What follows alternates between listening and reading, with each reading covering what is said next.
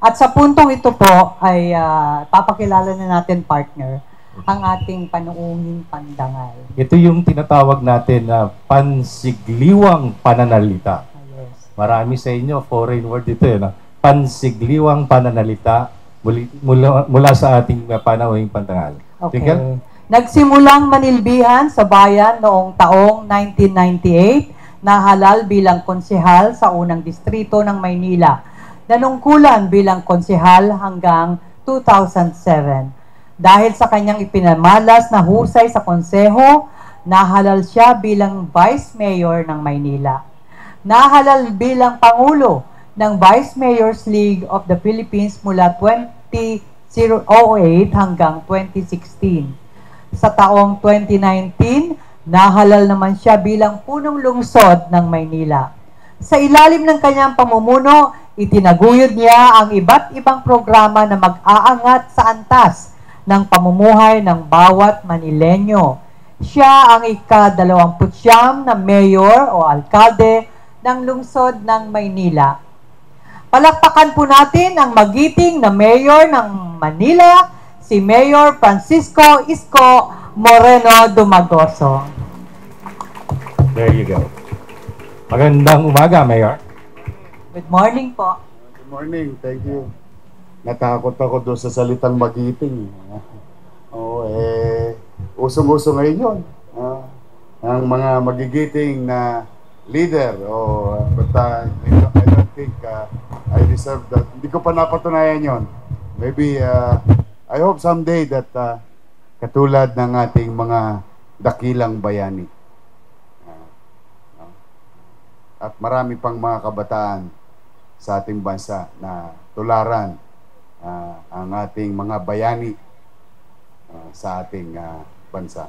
But thank you for that kind. Maraming salamat do sa nakakakiliting sa tengang salita. No?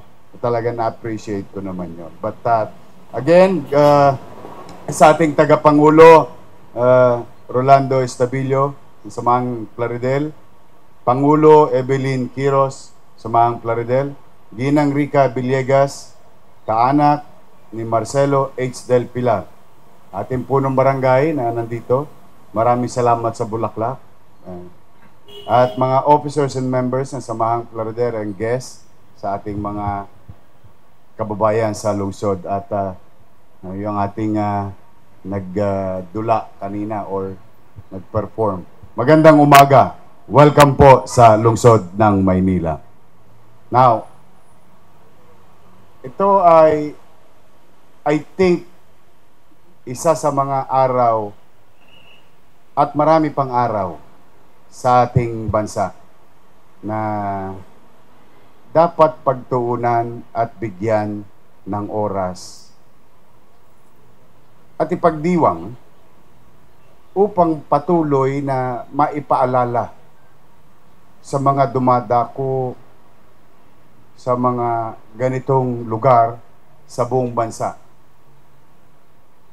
na ang mga bato, bakal na itinatatag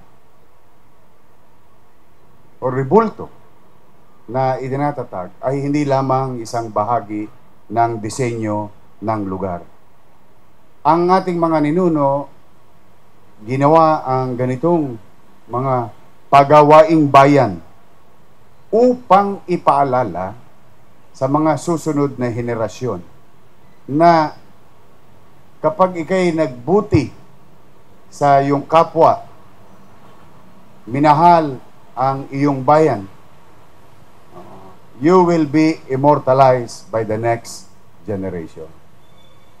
Ito ay nagiging tanda ng alaala ng kabutihan ng ating mga ninuno na siya namang bagay, lalo na sa mga kabataan ngayon, na huwag makalimutan. Freedom is not free. Freedom comes with responsibility. Hindi po pwedeng ikinikipit balikat na lamang natin yung ating tinatamasang kalayaan sa pang-araw-araw na pamumuhay bilang tao at sa ating bansa bilang Pilipino. ito'y may kaakibat na responsibilidad. Ang katulad ng isang ordinaryong mamamayang si Juan de la Cruz, mano ba naman sumunod ka sa mga simpleng alituntunin? Ito'y pagkilala na at pagiging responsableng mamamayan tungo sa kaayos ng ating pamayanan. Kaya let us not, sa mga kabataan, no, let us not take it lightly. Maraming dumanak na dugo kung bakit tayo malaya ngayon. Yan ang huwag niyong kakalimutan. Kaya nga there was this, merong isang insidente nung first mayor ko, mahilig kasi ako going around, ikot ng ikot. Nakita ko yung rebulto ni Ongpin sa kanto ng Ongpin. Puro echas ng ibon, bote ng beer, and it's chaotic. Doon, simula noon, namulat ang isipan ko. Talagang medyo nagpanting din ng ba't ganon? Ba't ganon natin ituring yung mga ganitong estatwa, rebulto, na para bang baliwala na lang o napasiyasat tuloy ako. Nakita ko na yung kahalagahang ibinigay niya sa revolusyon noong mga panahon na yun. Katulad ni Marcelo H. Del Pilar. So ito sana ay maging normal na gawain sa buong bansa, sa bawat syudad, sa bawat mamamayan. Patuloy na natin kilalanin ang kagalingan at patuloy natin ipalaganap yung kagalingan ng ating mga ninuno. Now, pangalawa at panghuli, natutuwa naman ako na yung mga binabasa lang namin sa dyaryo nung araw, nakikinig sa akin ngayon. Can you imagine, no? Nung araw, siyempre, ako, Law School of St. Andrews Field. Mababang paralan ng San Andres Bukid. Hindi talagang, hindi ako pinalad na karoon ng magulang na kaya akong papag-aralin. So the only way para matuto ako na matuto, magbasa na magbasa. Just so you know. Unti-unti, tinatama ako ng tinatama yung aking mga grammar sa wikang Banyaga, and I put it into practice para pag napanood ko yung sarili ko, sabi ko, shit, sabit. At least, along the way, not to do the same thing again, over and over again. But may awa ang Diyos, magpipino rin yan. But, ba't ko yun ikinukwento? Mahalaga pa rin kasi sa panahon ngayon ng teknolohiya ang mga katulad ninyo na hindi nyo siya ginagawang profesyon lamang ang journalismo. Hindi nyo lang siya ginagawang career. Ginagawa nyo rin na responsable ang inyong gawain para sa kaayusan at gabay ng ating mamamayang nagbabasa ng inyong mga isinulat. Nowadays, mind you, ngayong oras na ito, habang kinikilala natin ang kagalingan ni Marcelo H. Del Pilar, may ipinanganganak na media. Media daw siya. What you call self-proclaim. Uso ngayon ng mga self-proclaim na 5-5. Everyone can be so-called reporter ako. Media ako. Nawala na ng saysay. Para bang ang tao magkukubli sa isang icon or what you call bit in technology and call himself a writer, herself a writer, pero nakakubli. Kasi ang tunay na mamamahayag, hindi naman kailangan magkubli sapagkat hindi mo naman ginagawa yan para siraan ang isang tao at magbigay ng fake at hindi totoong balita. Kaya sinabi ko siya, hindi nyo lang kinakargahan nyo pa sa inyong balikat ng responsibilidad ang mga bagay na ginagawa ninyo. Eh ngayon, 5-5. Maya-maya nga, sabi ko sa inyo, baka may bagong account na naman. Yan. Balitang Pinas. Balitang ganito. So, and there's so many noise. Lalong umiingay. One, I don't know, is it purposely driven? Noise?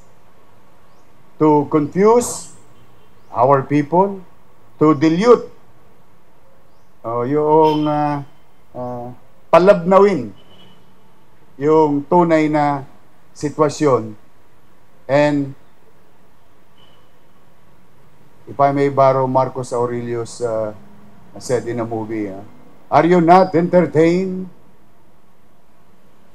So, good thing that there is such organization like Plaridel na maaari pa rin naming at iba pang mga maayos na organisasyong journalismo na maaari pa rin puntahan, takbuhan ng sino mang mamamayan na maaaring may magandang kwento o what you call social relevant story, maaaring mga kwentong pwedeng kapulutan ng aral, maaaring kwentong maisusulat na maging inspirasyon. At ang mga manunulat ay mga kilalang manunulat na hindi nagkukubli at walang ikinukubli sa kanilang pagkatao. And that's why I was kahapon nakaharap ko yung mga kabataan, mga leader kabataan sa Lyceum, and I told them, sabi ko, don't be disturbed by noise. You should know, if you're interested to a story, a person, or a situation, you have to dig deeper. Especially, mas lumala pa ngayon. In the last couple of months, pwede na pala ako maging journalist. A simple prompt in a computer, I can have what do you call it? Anong tawag niyo doon? Stories. Lalagyan ko lang ng kwento, mga 2-word or 3 words in a 1 line, and let the AI come up with, then with the pen name, tomorrow I'm a journalist. So it's really very dangerous. That's why in our own little way, sa maliit naming kaparanan, bilang inyong pamahalang lungsod ng Maynila, in this type of occasion, we support in our own little way. I don't know if this is struggle or celebration, but your goals, your dreams, and your aspirations as organization to pursue excellence in the field of journalism, fairness, pagiging matapat, makatwiran. Maaari minsan tayo nagkakamali din. Wala naman perfecto. Si Jesus lang ang perfect. Pero in every organization, normal naman yan. Kami nga rin naman eh. But what matters most is the goal. Common goal. Mapabuti ang ating bansa. Mapabuti ang ating pamayanan. Mabigyan ng boses. Tunay na boses ang mamamayan. Ganyan kaming lumaking mga bata. Although talagang iba rito parang nanay ko na. we were brought up that way when we were young. Marami pa rin naniniwala sa inyo. Kaya don't give up. We continue to believe on what you're doing. Muli, maraming salamat sa pagkakataon na ito. Ako'y maging bahagi ng programa ninyo. As a matter of take home, kumbaga after the party, meron kayong Sharon Cuneta. No? Iuwi ninyo. Iuwi ninyo.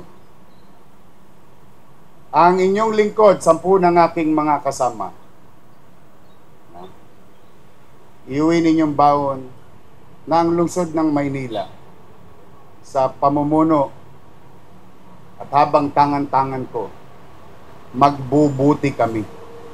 Hindi kami perpekto. Sasablay ako minsan. Mauuntog ako minsan. But we will not stop pursuing better things. Sa ikabubuti at ikatataas ng antas ng pamumuhay ng bawat pamilyang Manileño dito sa ating lungsod. Yan ang sukli ko sa inyo sa pagbibigay ninyo ng pagkakataon sa isang batang ito. Magsipag-ingat kayo, minom kayo ng maraming vitamins, magpalakas kayo. Yung iba sa inyo, para kumukunti na lang ang mga birthday. We need you. We need you to guide the next generation, the next set of journalists. You transfer skills and knowledge and experience to others that Plaridel as organization will celebrate in the next 50 years of our life or maybe 100 years. Magandang umaga, pagpalain nawa kayo ng Pong May Kapal. Maraming salamat.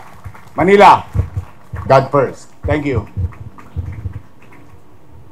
Mabuhay ka, Mayor. Mabuhay ka. Maraming salamat. Yan po yung sa inyong mga inspirational messages para sa Samahang Plaridel.